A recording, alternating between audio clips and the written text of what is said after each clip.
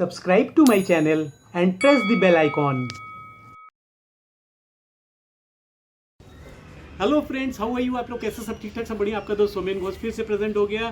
Friends, आज हम लोग पार्ट 3 बनाने वाले हैं और जो लोग तैयारी कर रहे हैं उत्तरायण और मकर संक्रांति में और बसंत में पतंग उड़ाने के लिए, उनके लिए जो है आज पार्ट 3 का वीडियो बनने वाला है। तो फ्रेंड्स, पार्ट 1 में सबसे पहले मैंने आपको बताया था कि पतंग की क्या क्या साइज़ होती है, इस पतंग को दिखाया था और इनकी साइज़ के बारे में हमने बात करी थी कि पतंगों की क्या क्या साइज़ होती है, किस साइज़ की पतंग आपको ख़रीदनी चाहिए। और पार्ट 2 में मैंने आपको दिखाया था कि उसमें टेपिंग कैसे करनी चाहिए, ये टेपिंग करने का फ़ायदा भी बता दिया था। ये देखिए, इसमें टेपिंग करके दिखाया था।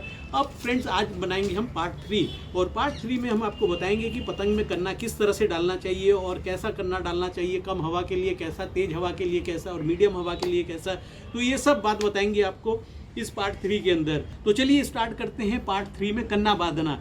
पतंग में कन्ना बांधने का जो इम्पोर्टेंस है फ्रेंड्स, वो बहुत ज़्यादा होता है और इसको कभी भी जो है आपको कम पे नहीं लेना चाहिए, इसके ऊपर बहुत ज़्यादा फोकस करना चाहिए। तो कन्ना बांधने के लिए क्या करना चाहिए मैं बता दूं। बिल्कुल, बहुत सारे न्यू कमर्स होते हैं।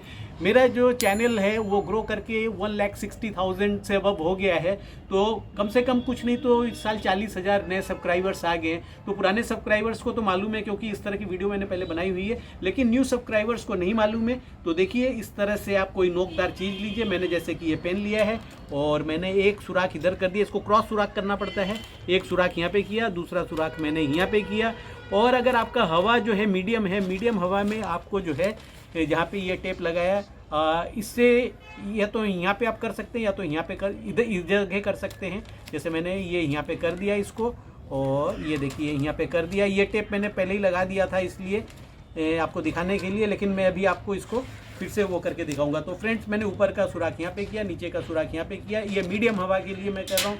और अगर हवा की स्पीड बहुत ज़्यादा है, यानी ये हवा की स्पीड जो है आपका 10-12 से लेकर के 15-16 किलोमीटर पर आवर की स्पीड होगी, वो गूगल में सर्च करने से पता लग जाता है। तो उसके लिए मैंने ये कन्ना जो है मीडियम बांधा है। अगर हवा की स्पीड बहुत ज़्यादा है, बहुत ज़्यादा मतलब 18 किलोमीटर से लेकर 24 किलोमीटर पर आवर की स्पीड है, तो कन्ने का साइज़ छोटा कर लीजिएगा ताकि आपकी पतंग टूट करके ना निकल जाए। ये देखिए, कन्ने का साइज़ यहाँ पे आ जाएगा। ये बहुत तेज़ हवा के लिए है।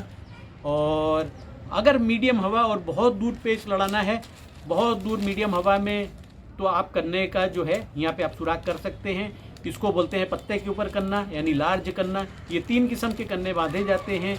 इसके अलावा भी कुछ और भी कन्ने होते हैं, वो डिफरेंट होता है, लेकिन उसकी कोई ज़रूरत नहीं है। तो आपके लिए तीनों तरह का कन्ना समझना ज़्यादा ज़रूरी है। यानी बहुत तेज़ हवा के लिए ये छोटा कन्ना, इसको 1.5 कन्निया भी बोलते हैं। और फिर अगर मीडियम हवा है आपका 8-10 किलोमीटर से लेके 15-16 किलोमीटर तक, तो आप उसमें ये मीडियम कन्ना बांध सकते हैं, यहाँ से लेके यहाँ पे। और मीडियम स्पीड की हवा के लिए, यानी 10-12 किलोमीटर से लेकर के 16 किलोमीटर तक की स्पीड के लिए आप जो है यहाँ से लेके यहाँ पत्ते पे कन्ना बांध सकते हैं। लेकिन ये बहुत जब दूर पतंग लड़ाएंगे आप तब के लिए है, अदरवाइज़ नहीं है। अदरवाइज़ ये दोनों कन्ना सफिशियंट है। और सबसे अच्छा जो कन्ना है वो मीडियम कन्ना ही है। ये मीडियम कन्ना क्या रहता है कि थोड़ा तेज़ हवा में भी लड़ जाता है और कम हवा में भी लड़ जाता है और छोटे में भी लड़ जाता है और दूर के पेच में भी लड़ जाता है। तो चलिए फ्रेंड्स, मीडियम कन्ना को बांधा जाता है और आपको दिखाया जाता है। मैंने ये सद्दी लिया, ये मेरा सद्दी का गिट्टक है और ये 6 नंबर की सद्दी है, ओसवाल कंपनी की सद्दी है। इस सद्दी को मैं डबल करूँगा। डबल कैसे करूँगा आप देख लीजिए। डबल मैंने ये देखिए इस तरह से डबल किया और ये फंदा बनाया और ये फंदा मैंने ये लगा दिया यहाँ पे। ठीक, इतना बड़ा सा आप अंदाजे से इतना बड़ा ले लीजिए। ये क्योंकि पौने की पतंग है तो थोड़ा सा हम बड़ा ले रहे हैं। और इधर भी हम डबल करेंगे, यानी आगे भी डबल हो जाएगा, पीछे भी डबल हो जाएगा। ये दोनों तरफ से डबल हो गया। डबल होने के बाद क्या है, अब इसको हम लोग यहाँ पे पिरोते हैं। ये देखिए फ्रेंड्स, यहाँ पे पिरोएंगे। एक बार पिरोया, अब इसको पलट करके इधर से पिरोएंगे। ये एक बार पिरोया, फिर इधर से पलटेंगे, एक बार और पिरोएंगे और फिर इधर से हम पलटेंगे, एक बार और पिरो देंगे। तो फ्रेंड्स ये देखिए, और इसको थोड़ा सा टाइट बांधना है, लूज़ नहीं बांधना। इसको बिल्कुल भी लूज़ मत बांधना, टाइट बांधना है। ये देखिए, अब मैं बांधूंगा इसको 1 बार, 2 बार और मैक्सिमम 3 बार। ये 3 बार मैंने बांध दिया। और 3 बार बांधने के बाद जो है, अब इसको आप ऐसे घुमा करके ले आइए और इसको आप पीछे बांधना है। यहाँ पे भी देखिए कैसे बांधते हैं।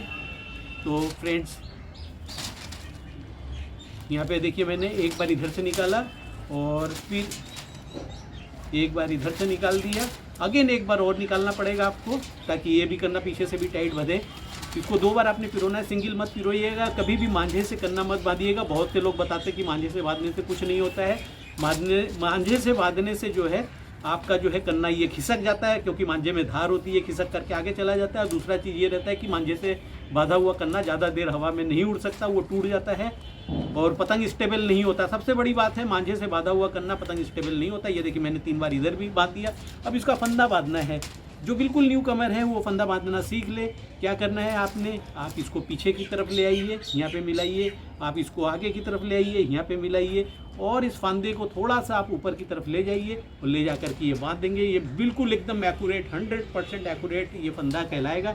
तो अब इसको मैं ऊपर इसको बांध करके आपको दिखाता हूँ, और इसको भी थोड़ा टाइट बांधना है आपने। ये देखिए ये मैंने बांध दिया इसको।